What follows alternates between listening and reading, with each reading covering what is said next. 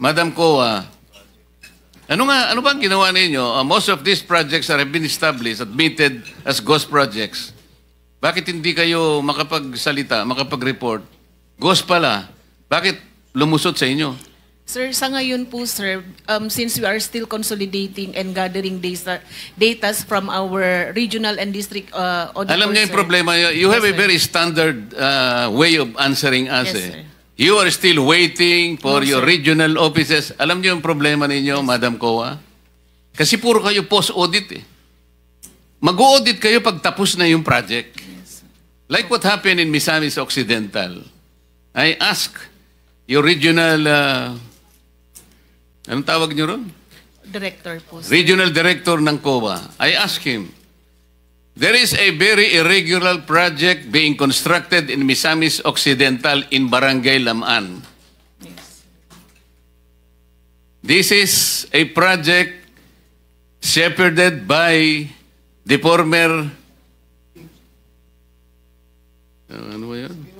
He was a deputy speaker in the House of Representatives. Kapareho ko siyang deputy speaker. He was able to get a 50 million project from DPWH. Tinanong ko yung DPWH doon in Region 10. How come DPWH now is funding housing projects? Kailan nangyari ito? And then when I asked him, yung baka akong pagtatayuan ng lupa ng housing project na yan, costing 50 million pesos. By the way, Mr. Secretary, yung contractor doon ay itong Alpha and Omega General Contractor and Development Corporation, one of the 15 contractors identified by the President. Sabi ko, tinatanong ko sa kanya, alam mo ba na yung pagtatayuan ng housing project na ito ay hindi pa sa pangalan ng city? I don't know, sir. Bakit hindi mo alam? Kasi po, mag-audit lang po kami pagkatapos ng project. Saan ka naman nakakitang? Ibig po, sinasabi ko na nga sa iyo ngayon eh. The City of Lamaan, the local government's LG unit at that time, succeeded in getting a writ of possession. On the basis of the writ of possession, itatayo nila yung housing project. I told them, is the writ of possession transform itself as a title for the city? Hindi ko po alam, sabi ng inyong COA.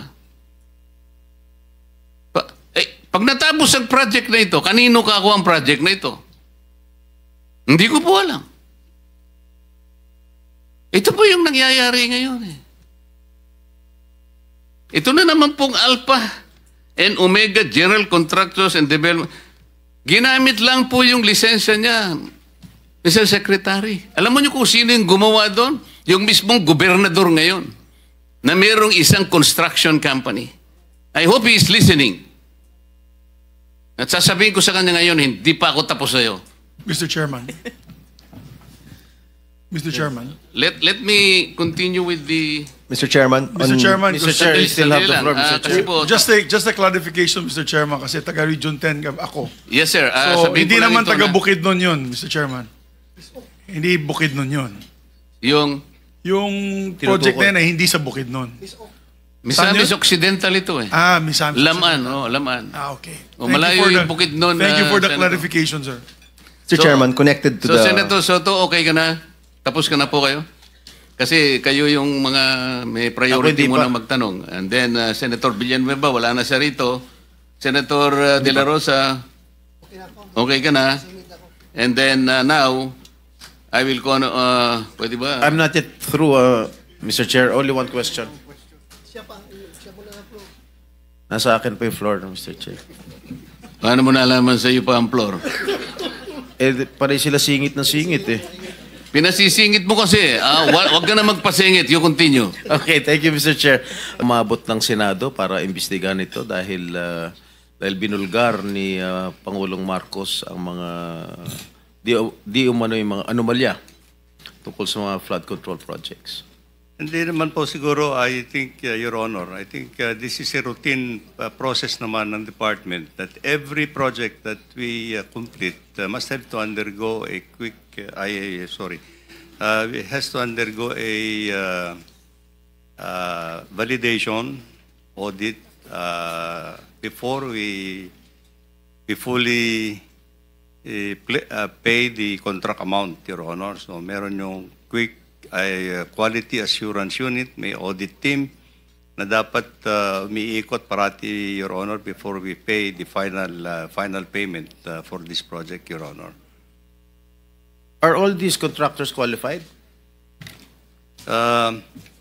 They are qualified. They're qualified, Your Honor, and on the basis of the documents that they submit for the bidding purposes, Your Honor. Sa mga binanggit ni Pangulong Marcos na mga contractors during his SONA, bakit sa sampulang, bakit halos lahat ng mga contractors to ay kinorner lahat yung mga flood control projects? Why is that so? Well, as far as I can recall, actually, yung sabi naman na ating presidente, 20% of the total amount of that has been allocated over the years were actually napupunta doon po sa 15 contractors po. So, marami pa naman po yung other contractors that have participated in the implementation of the flood control projects, but it's a little outstanding, as sabi ng ating presidente, that 20% of the total budgets that have been allocated for flood control napunta po doon sa 15. In numbers po yun, I think that is in numbers, Your Honor. Yes, so sabi ni Pangulong Marcos, 15 contractors cornered 20% of the total budget, or roughly 100 billion pesos. Yes, Your Honor. And the remaining 436 billion was split among 2,394 contractors. At hindi ko nababasahin yung mga pangalan ng mga kumpanya ng yung construction company dahil nabanggit na ni Pangulong Marcos yan. Anyway, ilan ang ghost projects ninyo dyan? This is in the process of validation, Your Honor. But do you still believe that there are ghost projects there? Or there were ghost projects? In all candidness, Your Honor, I think so. You think so? Yes. San yan? Well, as I said, as I mentioned in my statement, there are district offices that we are trying to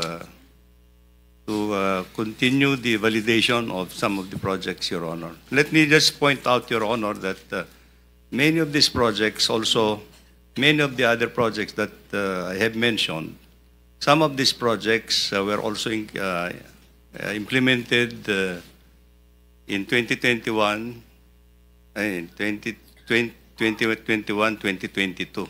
Sige. Kailan nyo pa nalaman na may mga ghost projects? Since you assumed office, Mr. Secretary? Or just lately? Just lately, Your Honor, and unfortunately. So ibig sabihin, when did you assume as Secretary? When President Marcos appointed you in 2022? Yes, all right. So you believe in 2022, 2023, 2024, walang ghost project? Well, Your Honor, at the central office, we are relying actually on our project monitoring information that comes to us actually, unless it's going to be validated actually in field. So you said siguro merong mga ghost projects. Who informed you na merong mga ghost projects? Well, there are already informations that are coming up. Yes. Who in particular informed you that there were or there are? There are ghost people projects? in the department actually that are. And how do they know that na merong mga ghost projects? Well, there are people actually who can actually certify, Your Honor, and these are the projects that we are now intensively validating actually. Okay, Your Honor. my office received reports that there were ghost projects in the municipalities of Kalumpit, Malolos, and Hagonoy in the province of Bulacan. Can you confirm this? Yes, Your Honor. That's true. Well, this is information that we have received, Your Honor. And the contractor, allegedly, Wawaw Builders, correct? That's correct, Your Honor. And SYMS Construction. Am I correct? I don't recall that name, Your Honor. But Who is the owner of Wawaw Builders? Is he here? Is he present here?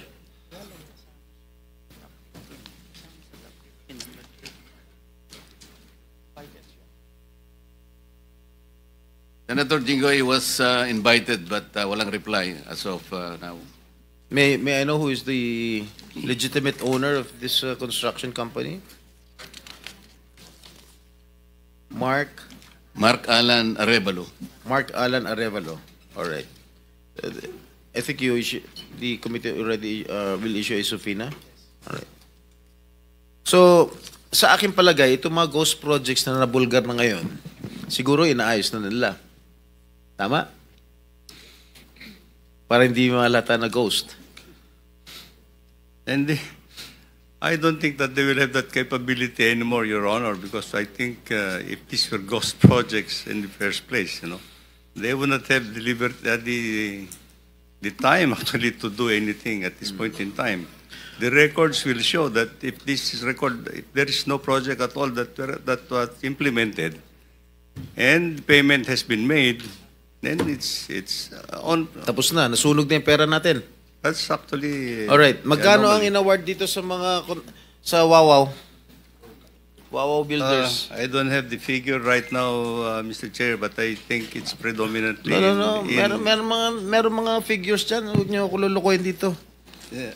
Labas niyo kung magkano yung in-award nito sa Wawaw Builders. Mga ghost projects. We'll wait for it.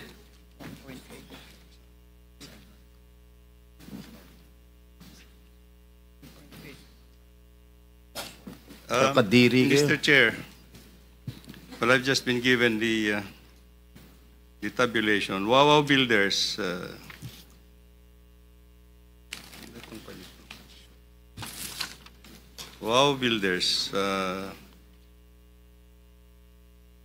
the number of projects,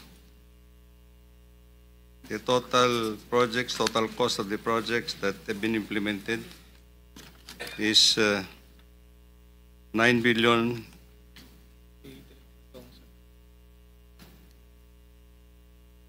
$9 million or 9 billion? 9 billion all over the country, Mr. Chair. But let me just point out, in Bulacan alone, Wawaw Builders had 85 projects amounting to 5,971,811. In Bulacan alone. What about the three municipalities that I mentioned? Kalumpit, Hagunoy, and what is this? Malolos.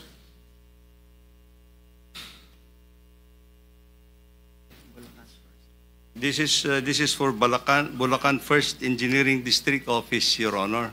Ito bang, I'm not familiar, no? Ito bang Kalumpit, Malolos, Hagunoy falls under the first Yes, Your Bulacan Honor. district? Ah? Yes. Alright. Yes, Your Honor. So magkano? Yung sa Wawaw? 5,971,811,600. In Bulacan alone? In Bulacan First Engineering District, Your Honor. So yung 5 billion na in-award sa Wawaw Builders para sa province Bulacan First Engineering. are all ghost projects. Correct? Hindi Secretary, naman, Your Honor. for the record, the total is 9 billion. That is nationwide. Nationwide. Nationwide, Your Honor. Pero Pero lahat 5 yun, billion ghost na projects. Your Honor. So, Ghost projects lahat. No po. Hindi po. So ang ghost project lang na sinasabi mo, sa Bulacan lang. There seems to be some ghost projects actually as reported, Your Honor. Are you investigating this right Yes, now? Your Honor. We're investigating it. What is the status of your investigation? They will be coming up with their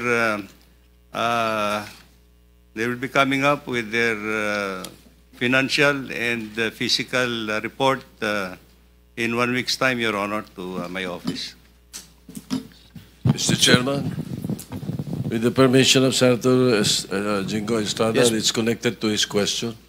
Yes, Senator Soto, please. You are an executive How did Wawaw ex officio Builders? official, right? How did Wawaw Builders get that 5.9 billion in those three municipalities in Bulacan? How did they get that? Who inserted that into the budget of DPWH? Let me just clarify a little bit, Mr. Chairman. The amount that I have mentioned is actually for 4 years, up to fiscal year 2025. It started in 2022, 2023, 2024, and 2025, Your Honor. Let's clear that, Mr. Secretary. The 9-point-something billion is for 4 years? 5.9 for Wawaw, Your Honor. No, the total for 4 years is 9-something billion. Yes, Your Honor. And the 5-something billion ghost project is in Bulacan alone. Not totally ghost project, Your Honor.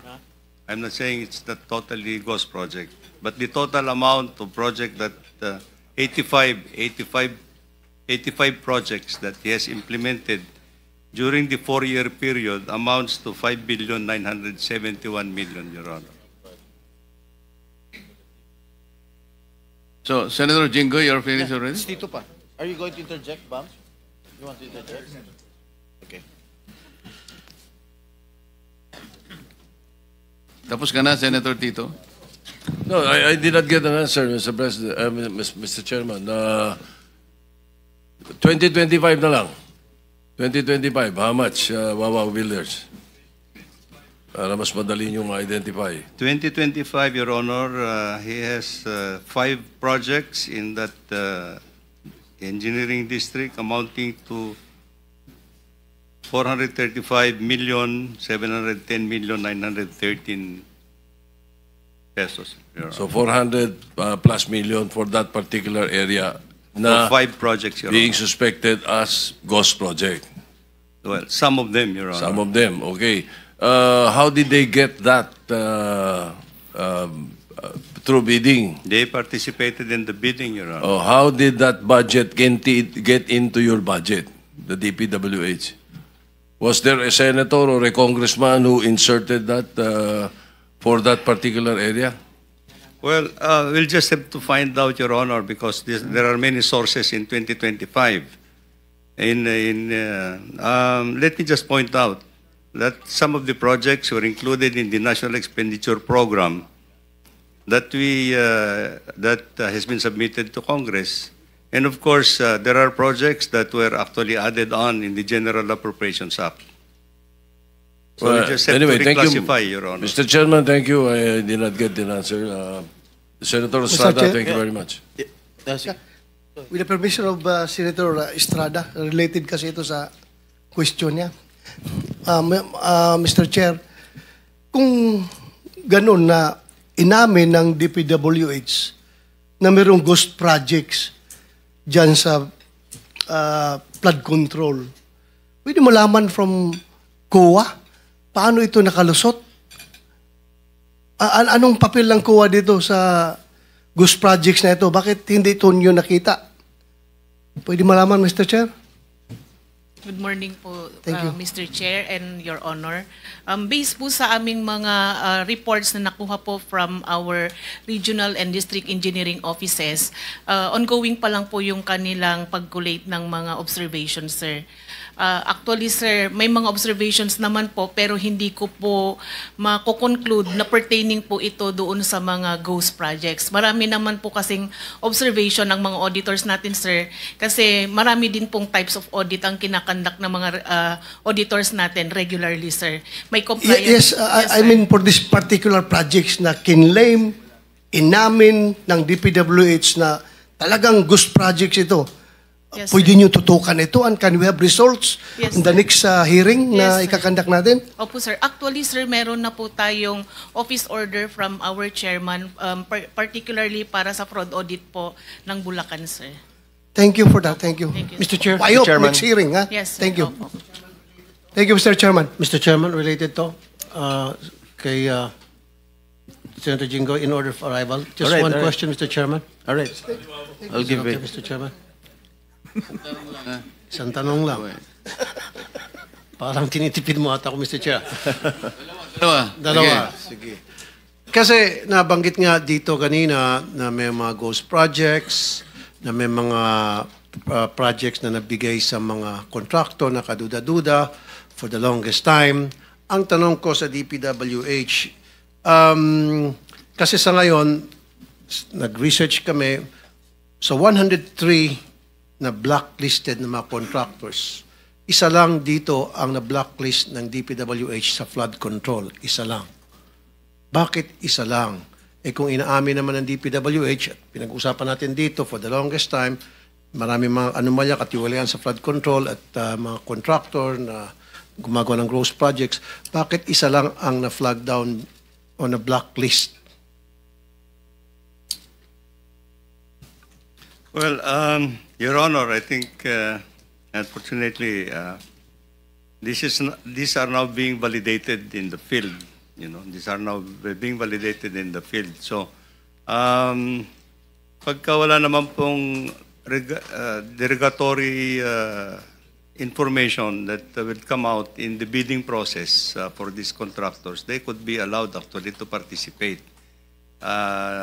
Wala naman po kaming basis actually for... Okay, magbibigay ako ng reason kung bakit isa lang na blacklist sa dinami-dami mga kalokohan. Kasi karamihan sa mga empleyado sa DPWH ay mga contractor mismo. So sila ang gumagawa ng mga proyekto ng mga ghost projects. So hindi nila iba-blacklist sarili nila. Thank you, Your Honor.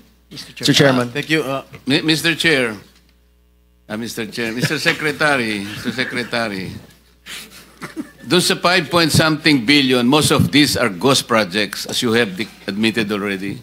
Oh, I cannot say that most of it at this point in time, Your Honor. But I think in this 5.9 billion pesos that is nandyan sa Wawaw Builders, there could be some. Kasi sa Bulacan muna yung pinag-uusapan natin. Yes, Your Honor. So some of these projects are ghost projects. Could be, Your Honor. So that's convenient already. Some of these projects in Bulacan are ghost projects. Mr. Chairman.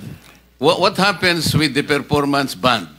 What do you do with the performance bond? Each project has a performance bond. Tama po? Yes, Your Honor. Aren't you supposed to confiscate the performance bond? Well, if the project has lapsed actually for its warranty, Your Honor. Hindi, as admitted, some of these projects are ghost projects. Yes, Your Honor. So you have to run after the performance bond. Yung insurance company, kailangan habulin natin. Yes, Your Honor, yes. What will you do? Well, as soon as we are able to file all the necessary... How much does it take? The insurance company, sa experience ninyo, these are ghost projects. As soon as we are able to finally come up with the documentation, Your Honor, then I think... okay, for the record, yes. Kapag nakita natin na ghost projects, you will run after absolutely, Your the Honor. performance bonds posted by this contractor. Yes, Your Honor. And to the question of Senator Bato, Madam Coa, ano bang ginawa ninyo? Most of these projects have been established, admitted as ghost projects. Bakit hindi kayo makapagsalita, makapag-report? Ghost pala. Bakit lumusot sa inyo? Sir, sa ngayon po, sir, since we are still consolidating and gathering data from our regional and district auditors, Alam niyo yung problema, you have a very standard way of answering us. Yes, sir. You are still waiting for your regional offices. Alam niyo yung problema ninyo, Madam Coa? Kasi puro kayo post-audit eh. Mag-audit kayo pag tapos na yung project. Like what happened in Misamis Occidental. I ask your regional... anong tawag niyo ron? Director po, sir. Regional Director ng COA. I asked him, there is a very irregular project being constructed in Misamis Occidental in Barangay Lamaan. Yes. This is a project shepherded by the former... ano ba yun? He was a deputy speaker in the House of Representatives. Kapareho ko siyang deputy speaker. He was able to get a 50 million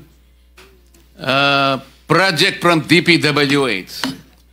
Tinanong ko yung DPWH doon in Region 10. How come DPWH now is funding housing projects? Kailan nangyari ito? And then when I asked him, yung baka akong pagtatayuan ng lupa ng housing project na yan, costing 50 million pesos. By the way, Mr. Secretary, yung contractor doon ay itong Alpha and Omega General Contractor and Development Corporation, one of the 15 contractors identified by the President.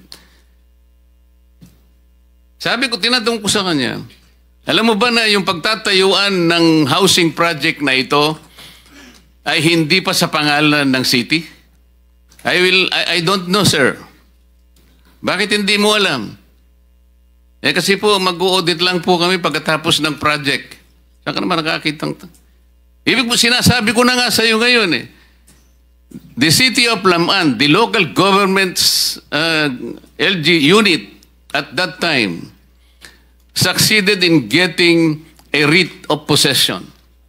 On the basis of the writ of possession, itatayo nila yung housing project. I told them, is the writ of possession transform itself as a title for the city? Hindi ko po alam, sabi ng inyong COA. Pag natapos ang project na ito, kanino kakuha ang project na ito? Hindi ko po alam. Ito po yung nangyayari ngayon eh. Ito na naman pong Alpha and Omega General Contractors and Development. Ginamit lang po yung lisensya niya, Mr. Secretary. Alam mo niyo kung sino yung gumawa doon? Yung mismong gobernador ngayon na mayroong isang construction company. I hope he is listening. At sasabihin ko sa kanya ngayon, hindi pa ako tapos sa'yo. Mr. Chairman.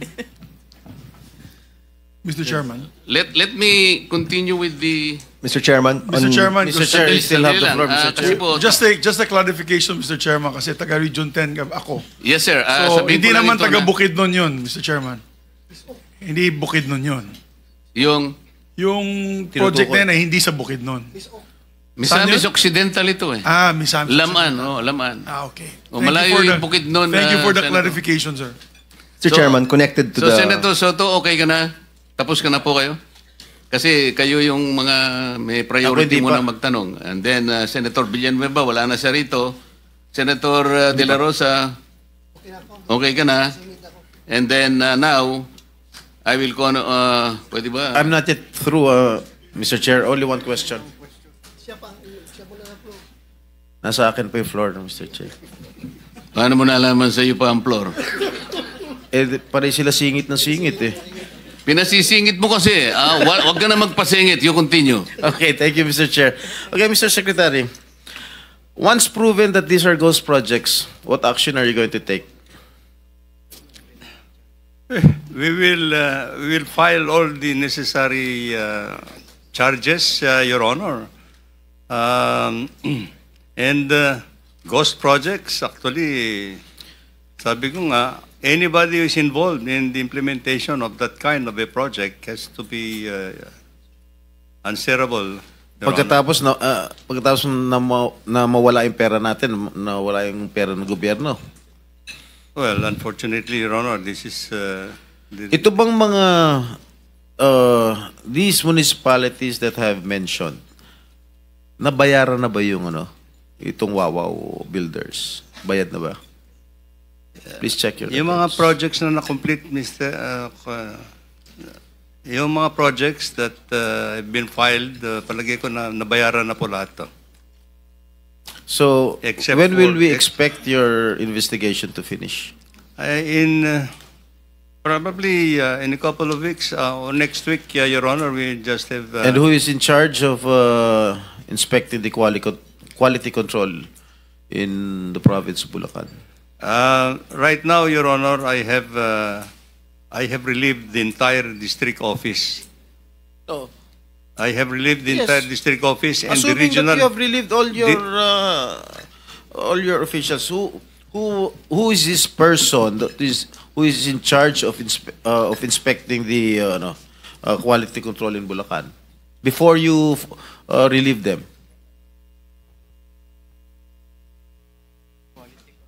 In the district office, Your Honor. In charge nga ron sa quality control ng Bulacan. I don't know.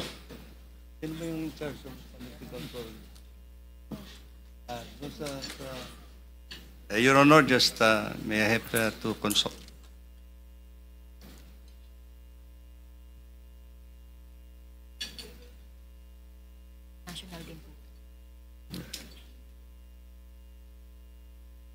Ano first name nito?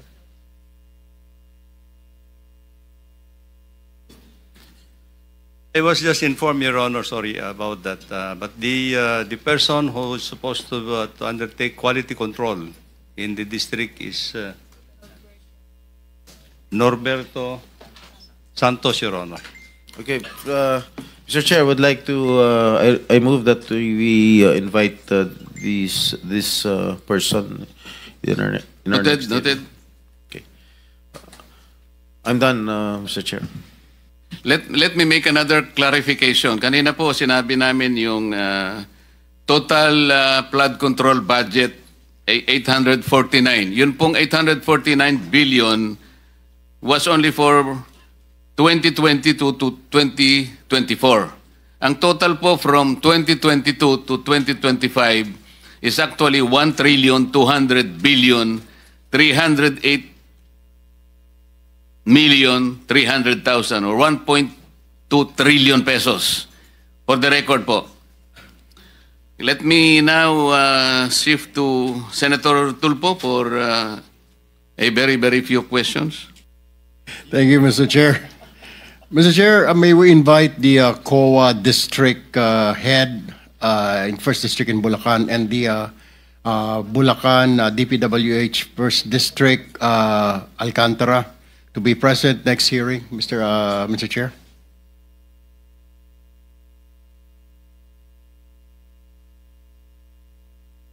Mr. Chair, can we invite the COA First District of Bulacan and the District Engineer First District Alcantara to Certainly. Director General, please take note of the request. All right. Now let me direct my question to the Department of Public Works and Highways. Mr. Secretary, based on the list released by the President, there are top provinces with flood control projects. Okay? Pero they're not on top of the list na flood-prone area. Like Cebu with 414 flood control project, Isabela 341, Albay 273, Leyte 262, Camarines Sur 252. Tinitignan ko po itong listahan. Wala po sila dito sa top 10 flood-prone province. Ang number 1 po dyan, Pampanga, Nueva Ecija, Pangasinan, Tarlac, Bulacan, Metro Manila, Maguindanao, North Cotabato, Oriental Mindoro, Ilocos Norte. Ang tanong ko po, Mr. Secretary, ano po sinunod ho natin dito? Yung hazard mapping po ba? O sinunod natin yung politiko kung saan niya gustong ilagay yung pondo niya? Mr. Secretary. Your Honor, as I have explained, actually po, yung paglalagay po ng projects, ng flood control projects, under the National Expenditure Program po ito, no? Under the National Expenditure Program, meron po kasing allocation for each engineering district.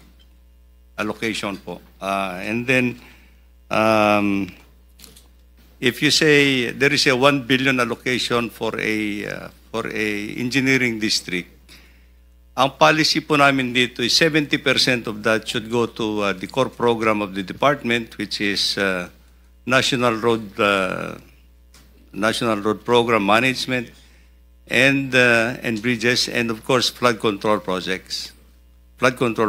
So, ito po yung core program ng department. So at the end, these are prioritized.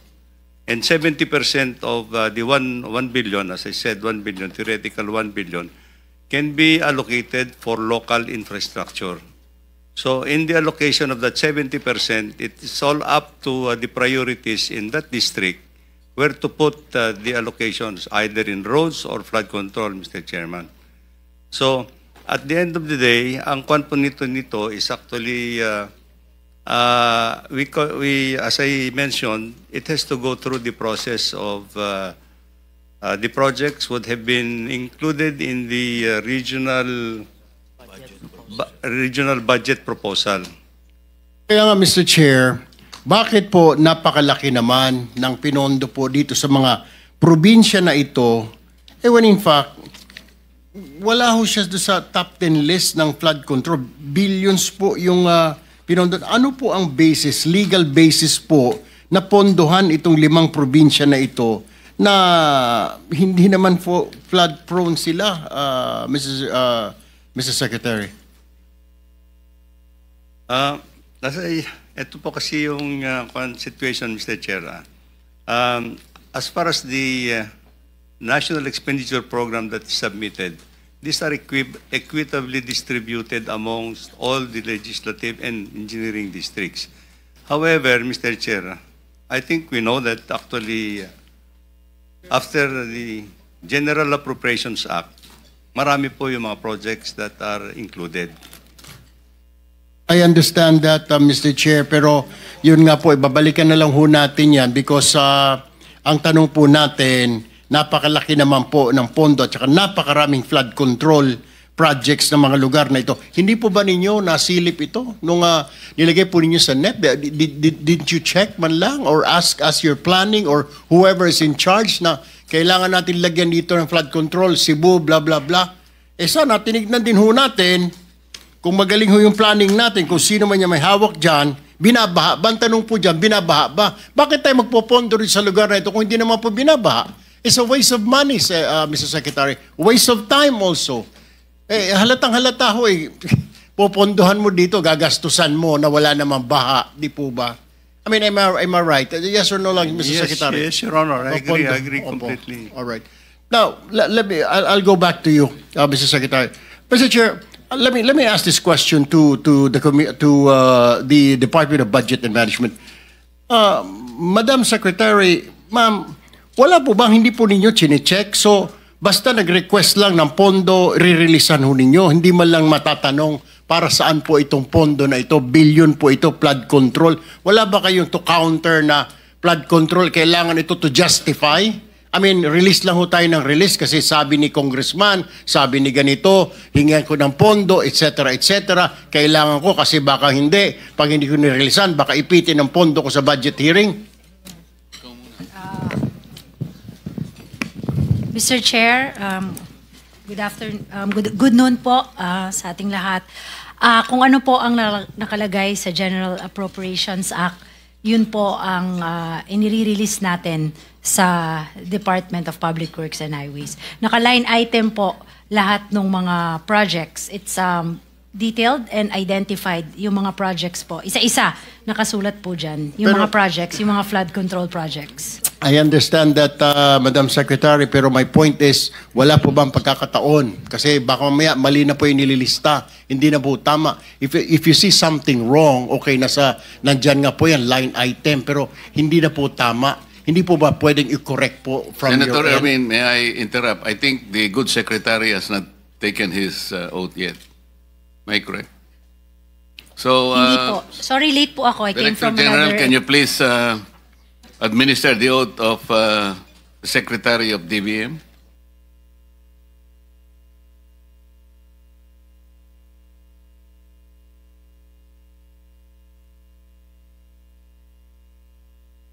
Truth and nothing but the truth in this proceeding. Okay. Proceed, Senator Erwin.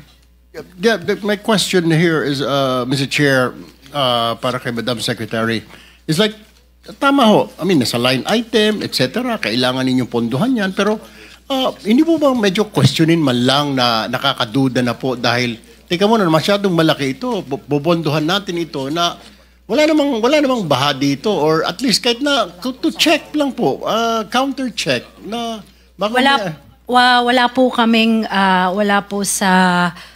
kaming tao na kayang mag-check isa-isa ng mga projects na pinopropose ng DPWH But po. do you have the mandate to do that? Wala din po eh. Yun na sabihin mo. Wala rin po, opo. Wala po. Okay. Okay. Now, let me move to the Commission on Audit naman. Ito pong can you identify contractors is a commissioner with repeat adverse audit finding who still continue to receive new projects? Meron po ba kayo listahan na itong contractor ito blacklisted, itong contractor na ito substandard? Meron kayo? Wala.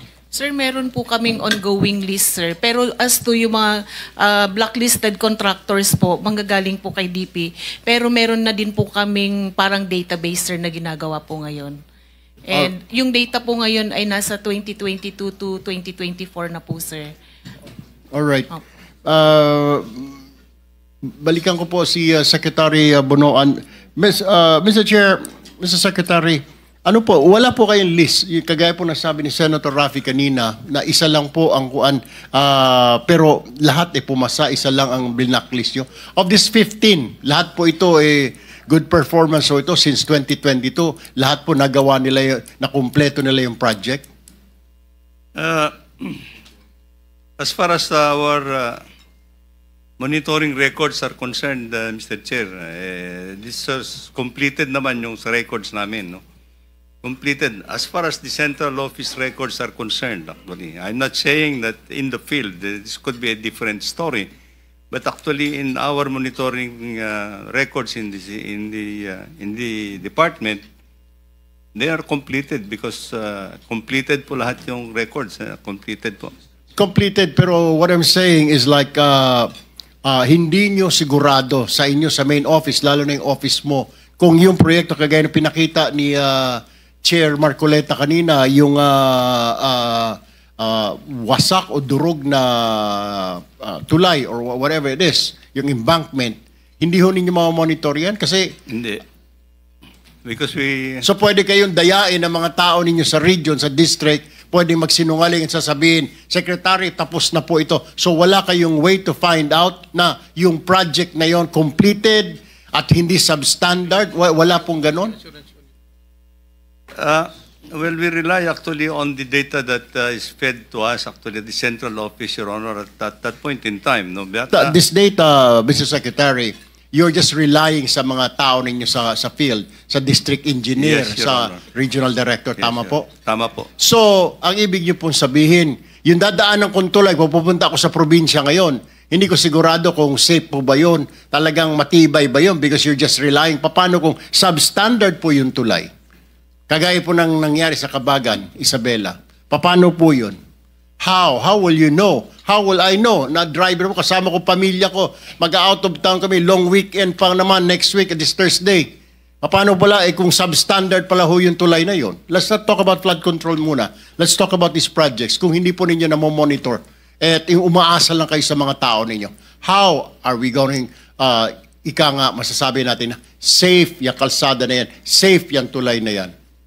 Kung umaasa lang po kayo sa report ng district engineer, project engineer, regional director, may kutsabahan ho yan eh. Let's face it, alam niyo naman ho, may kutsabahan. Tama po ba? With your RD, DE, project engineer, at saka contractor, may kutsabahan na yan, Mr. Secretary.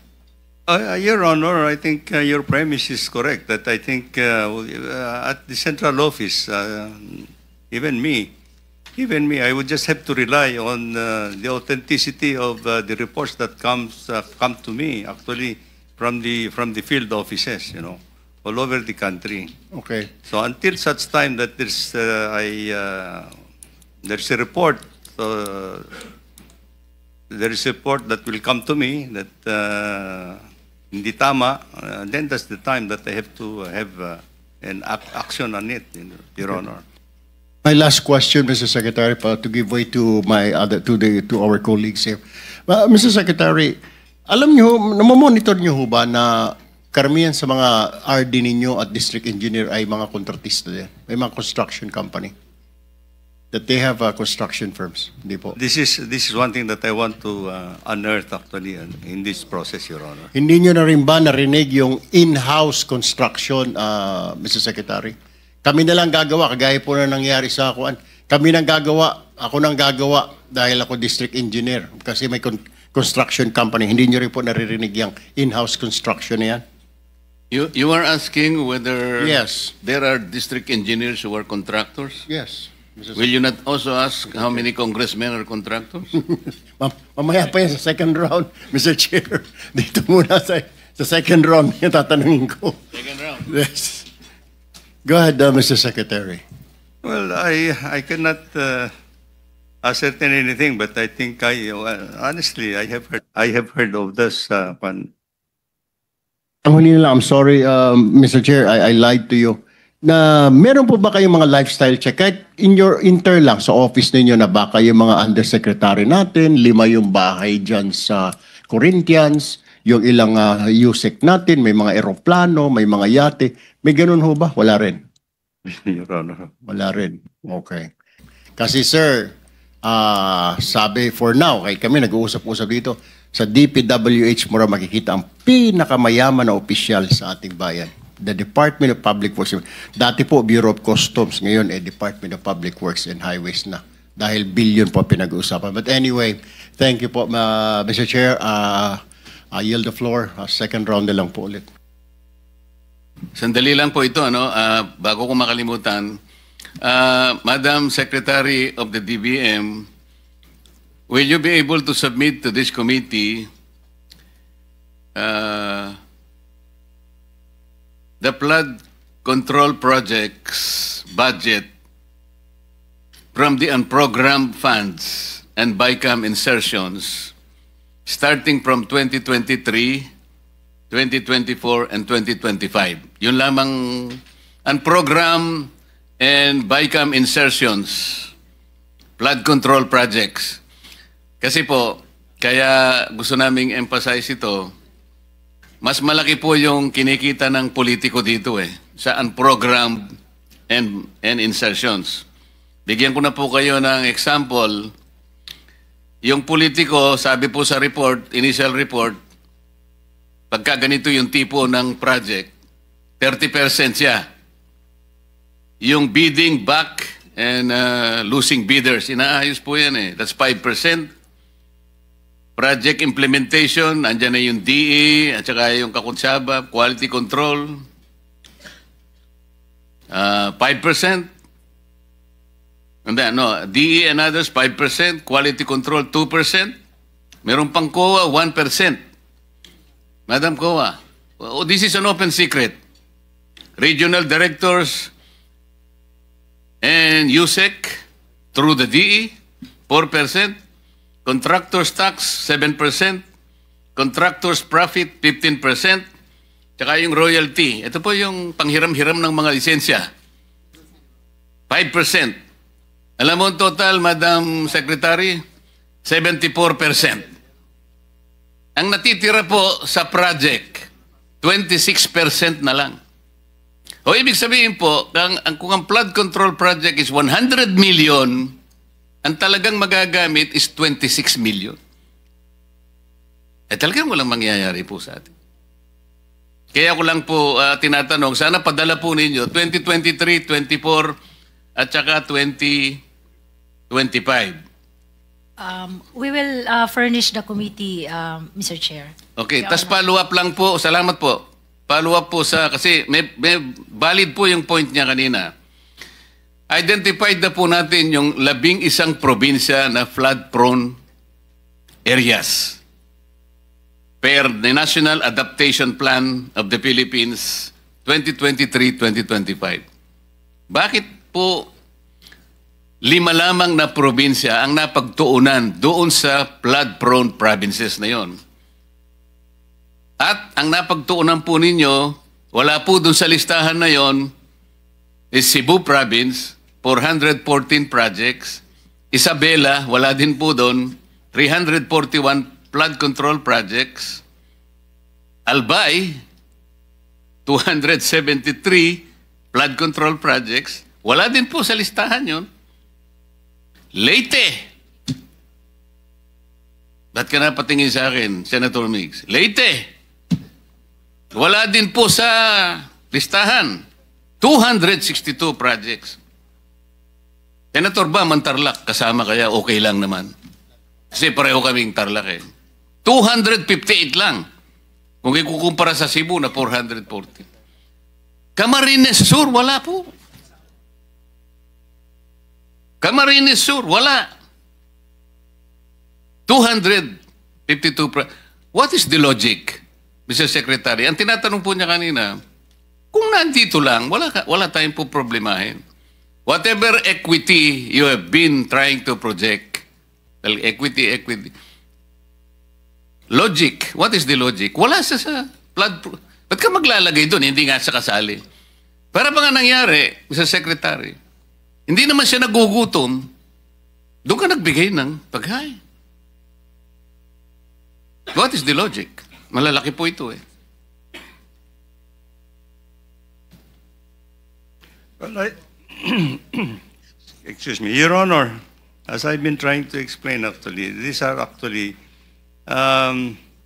first of all, in the National Expenditure Program that we submit, these are the priority projects that are processed actually in the field, no? In the field. So whatever is the proposal. Naintindihan po natin yun. If it is processed on the field, you will start doon sa listahan ng flood-prone areas. Yes, Your Okay Honor. lang yun. Yes, Your Honor. Do not start with the areas na wala naman pong panganib ang pagbaha. Questionable po yun eh. So dito po makikita talaga yung talagang walang coordination. Kahit ang natutupad na lang talaga rito yung mamaya sasabihin mo kung sino-sino because you have to name names. Sabi mo kanina, ikaw ang nagpanukala nito. So I will ask you to name names later on. Yun muna po. I will call the former Senate President, Senator Subiri, for your questioning. Maraming salamat, Mr. Chairman.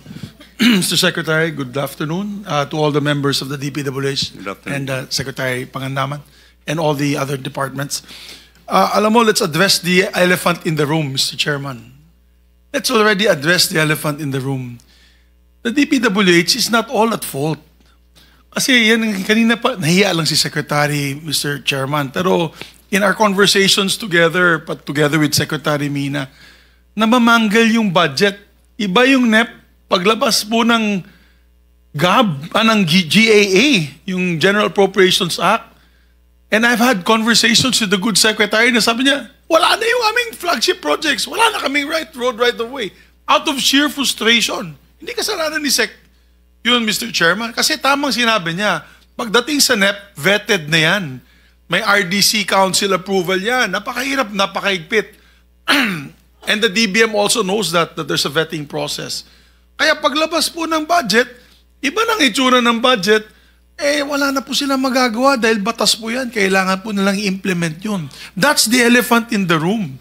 Kaya tama si Toby Chanco sa Kongreso kahapon. Ibigay yung mga amendments from the NEP and after the BICAM. Kasi napakasimple lang po yan eh. Ito po yung NEP, ito po yung amount. Yung marami dyan, walang kalokohan na projects, walang flood control, walang cat's eyes, walang pagbili ng solar lamps, paglagay po ng road barrier, rock netting, tsaka yung pintura sa kalsada. Paglabas ng budget, inamend yung budget nila, linagay na po lahat yun. We need to find out the proponents of that, and the President is in the right track. Kasi I've seen the President's frustration when I was Senate President na talagang bakit namamanggal yung budget, ba't nawala yung aking legacy projects. Kaya for 3 years, nawalang legacy project yung ating Pangulo dahil nga, siguro there was a free hand. And we're all guilty, no? Both House and the Senate. So, I think, wag na tayo magsanto-santo dito. Ilabas na natin yung listahan. Sino ba nag-amend yan? Tapos, depensahan ng congressman o senador sa Luneta kung kaya niyang idepensahan. Ba't niya linagay doon? Tama sinabi ni Chairman. Maraming project dyan, ghost. Meron pa nga, hindi ghost. Ginawa, pero kalahati lang. Supposed to be 100 linear meters. Naging 15 linear meters na lang. Di dapat kasuhan yun because that's a public infrastructure project. If it is not 100 linear meters under the contract, they do 50 linear meters. You can file a case like what they did to Napoles and file a case against them for substandard projects. Kung pag na yun, gumuhon tubig, gumuho din yung project. Labas ng kabilya, walang kabilya, kawayan lang. Nandun sa Albay, sa home province ng aking nanay. Panay, coco lumber. Diyos ko po. Tsaka bato. Tapos semento. Yung semento, mas manipis pa sa platito yung semento. Yan, kasuhan yan. Kasuhan ka agad yan. Tapos tignan mo yung proponent. Kung wala po sa NEP yan, sino ba naglagay na politiko dyan? Yan ang tanungin natin. Kasi there's always a day of reckoning in the elections. You will always say, kayo pala proponent na itong mga substandard projects. Ay, lagot kayo sa amin kasi binaba kami dito. That's the elephant in the room, Mr. Chairman. I did not want to make an opening statement, but watching this talaga angers me. And I am so happy that the minority leader, together with Senator Lacson, together with Senator Sherwin Gatchalian, our chairman of the Committee on Finance, and the members of Congress, now will be transparent. If there are amendments to be made in this budget, let's defend it on the floor. Kung may kalsada doon sa gitna ng probinsya ko ng Bukidnon, walang tulay, yung mga teachers nalulunod, yung mga estudyante nalulunod, I will stand up here and defend a bridge project for that. And then convince my colleagues for that amendment with the approval of the local government unit, the RDC, and the DPWH. Pero yung mga bulagaan lang na after one night, nandun na lahat. Wala na po silang mavevet, wala na po silang magagawa. Kawawa din yung mga to. They become our punching bag. But let's start from the beginning. Where did the funds come from? Where are the sources of these funds? And let's expose it once and for all. Parang sa nangyari sa Napoles, lumabas lahat ng pangalan. May mga politiko ay ilabas sa mga pangalan. Ilinabas nun ni, at that time it was Chairman Chofisto Gingona III. Yung anak ni Vice President o Senator. Linabas niya for them to defend themselves in the annals of the halls of the public opinion. So Mr. Chairman, I pray for you. I want you to have more power, more strength, and better health. Because in the next few meetings to come, in the next few hearings to come, people will look towards you and this committee, together with the DPWH and the... Now, I'm so happy that Ma'am Mina Pangandaman, she inspects projects na. Maganda po yan, ma'am. You're the only secretary of the DBM that I know who's gone out of the office and actually do actual inspection. Kasi tama po yan, kasi pag humingi sila ng pondo sa project na yan, alam na ni Ma'am Mina, bakit ko bibigyan ng project yan na palpak yung project na yan. So at least alam niya na. So I salute them for now their process for reform. But we must fix what has happened in the past. And if cases have to be filed, let's file the cases if need be. Thank you, Mr. Chairman. Thank you for your prayer, Senator Monsignor. Prayer for you, Mr. Chairman, and the members of this committee. Thank you. In my list, Senator Mark Villar, Senator Win, it's your... Thank you very much.